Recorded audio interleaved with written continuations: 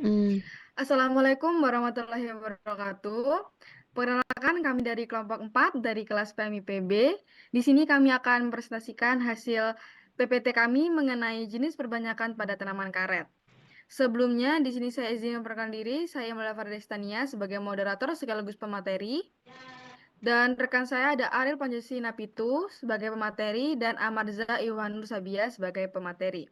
Di sini kelompok kami terdiri dari 10 anggota, di antaranya ada Ades Ahun Sianipar, Agri Mauta Putra, Aldi Mikael Siregar, Vicky Vanizar, Nidia Retna Barada, dan Ladia Zafira, serta Rohifan Arsak. Langsung masuk ke dalam materi. Yang pertama yaitu karet merupakan salah satu komoditas perkebunan yang sangat penting bagi perekonomian di Indonesia.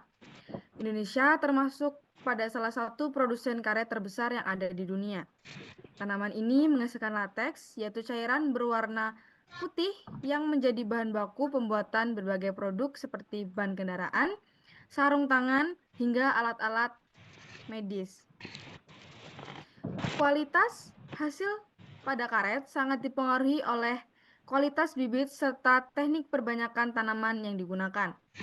Oleh karena itu, petani biasanya menggunakan metode perbanyakan generatif dengan biji dan vegetatif seperti okulasi atau sambung agar mendapatkan tanaman yang unggul dan produktif. Selanjutnya yaitu terdapat karakteristik tanaman karet. Yang pertama yaitu klasifikasi. Klasifikasi tanaman karet ini termasuk dalam famili Euphorbiaceae dan berasal dari wilayah Amerika Selatan. Tanaman ini kemudian dibudidayakan secara luas di negara-negara tropis seperti Indonesia, Malaysia, dan Thailand. Yang selanjutnya yaitu terdapat syarat tumbuh pada tanaman karet. Syarat tumbuh pada tanaman karet ini baik di daerah beriklim tropis dengan suhu sekitar 25 derajat sampai dengan 30 derajat. Selain itu, tanaman ini membutuhkan curah hujan yang cukup dan merata sepanjang tahun agar pertumbuhan dan produksi lateksnya yang optimal. Selanjutnya yaitu terdapat morfologi.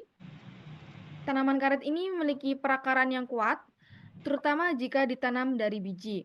Batangnya yang mengandung jaringan pembuluh lateks dan menghasilkan getah karet.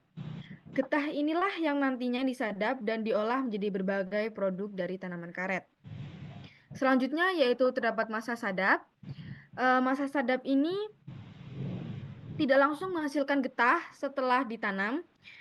Biasanya tanaman ini baru disadap pada umur sekitar 5-6 tahun ketika batangnya sudah cukup besar dan jaringan lateksnya berkembang dengan cukup baik dan optimal. Selanjutnya materi akan disampaikan oleh rekan saya.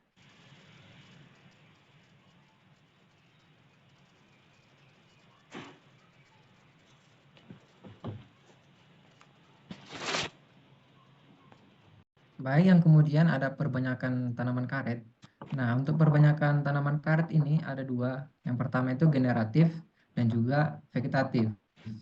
Nah, kita akan membahas pertama itu dengan cara perbanyakan generatif, yaitu dengan biji. Nah, metode yang digunakan biasanya dari biji dari pohon induk, menggunakan biji dari pohon yang sudah matang dan tua. Nah, untuk sifat biji yaitu recalcitrant, yaitu biji tidak tahan disimpan lama dan harus segera disemai agar daya kesambahnya tetap tinggi. Nah, ketika biji yang sudah tua diambil, langsung segera disemaikan agar pertumbuhannya dapat lebih efektif. Kemudian ada variasi genetik. Nah, hasilkan tanaman yang karena kan penyerbukan silang yang terjadi sebagai tanaman pokok karena dalam satu lahan itu ada beberapa variasi. Nah, untuk pemanfaatannya biasanya perbanyakan generatif ini dimanfaatkan sebagai batang bawah untuk perbanyakan vegetatif, yaitu secara okulasi. Oke, lanjut. Nah, yang kedua itu perbanyakan secara vegetatif. Nah, secara definisi menempelkan satu mata tunas klon unggul pada batang bawah, yaitu umurnya sekitar 3-6 bulan. Nah, jadi batang bawah dari perbanyakan generatif tadi ditanam, kemudian ketika umurnya 3-6 bulan dilakukanlah perbanyakan okulasi. Perbanyakan ini ada beberapa keunggulan, yaitu menghasilkan tanaman klon yang sangat identik dengan induknya. Jadi sehingga hasil dari bibit ini akan menghasilkan lateks yang sama dengan induknya. Makanya kita ketika memilih tunas untuk ditempel di batang utama itu harus sangat teliti dan juga memilih induk yang unggul. Nah, ada beberapa faktor keberhasilan yang sangat dipengaruhi oleh yang pertama, ketepatan sayatan. Sayatan harus tepat dan menggunakan alat-alat yang steril agar tidak terjadi infeksi. Kemudian kondisi tanaman. Kondisi tanaman harus pada kondisi yang baik, tidak kekurangan air, dan juga harus pada kondisi suhu yang optimal. Nah, produksinya itu yang memberikan potensi hasil lateks yang lebih tinggi dan stabil. Ya, karena seragam. Jadi bibit yang dihasilkan itu seragam. Nah, ada beberapa faktor keberhasilan atau kegagalan. Yang pertama itu ketika penempatan tunas dengan tanaman bawah tidak tepat. Kemudian penggunaan plastik okulasi yang tidak rapat sehingga udara dan air masuk jadi infeksi. Nah, untuk perbanyakan dari tanaman karet, sekian. Lalu ada perbanyakan vegetatif kultur jaringan. Perbanyakan vegetatif kultur jaringan dengan merupakan metode perbanyakan tanaman yang dilakukan secara in vitro atau di dalam laboratorium dengan menggunakan bagian kecil dari jaringan tanaman seperti sel jaringan atau organ tanaman yang ditumbuhkan pada media khusus yang mengandung nutrisi dan hormon pertumbuhan. Pada tanaman karet, teknik ini digunakan untuk menghasilkan bibit unggul yang memiliki sifat sama dengan tanaman induknya. Potongan jaringan tanaman ditanam pada media steril sehingga dapat berkembang menjadi tanaman baru.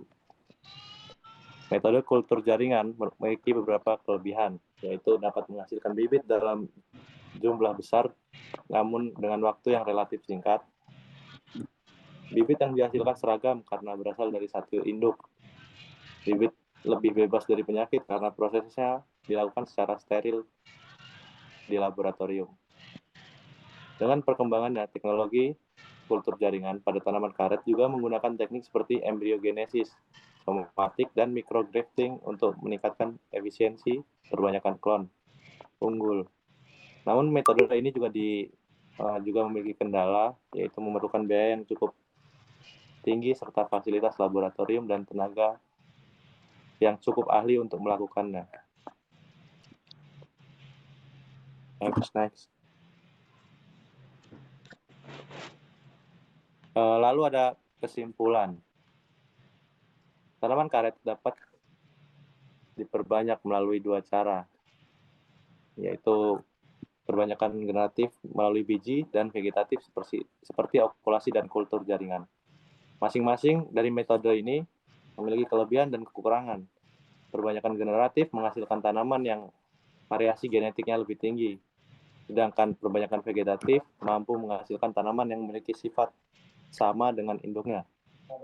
Oleh karena itu, dalam perkebunan karet skala besar, biasanya digunakan metode vegetatif, terutama okulasi, karena mampu menghasilkan tanaman yang seragam dan produktivitas lateks yang tinggi. Sedangkan kultur jaringan lebih banyak digunakan untuk pengembangan bibit unggul secara modern di laboratorium.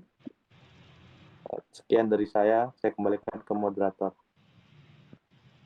Oke, izin menambahkan dari materi yang dipaparkan oleh saya dan kelompok saya yang lain. Di sini kami tadi sudah menjelaskan mengenai karakteristik tanaman karet, yang dimana di sini dijelaskan tentang klasifikasi, syarat tumbuh, morfologi, dan masa sadap. Selanjutnya yaitu perbanyakan generatif, yaitu dengan biji.